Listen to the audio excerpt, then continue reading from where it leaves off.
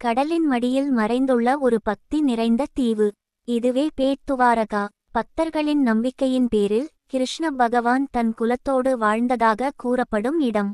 துவாரகா நகரம், கண்ணன் ஆட்சி செய்த அந்த நகரம், இங்கே கடலின் அடியில் மறைந்துள்ளது. இங்கு உள்ள கோயில் பக்தர்களுக்கு மையமாக இருக்கிறது. பகவான் கிருஷ்ணரின் அழகிய உருவம் இங்கு வீற்றிருக்கிறது. பக்தர்களின் பாடல், பூஜை எல்லாம் இங்கு எதிரொலிக்கின்றது. புராண கதைகளில் கூறப்பட்டது போல துவாரகா நகரம் மகாபாரத போருக்கு பின் கடலில் மூழ்கியது.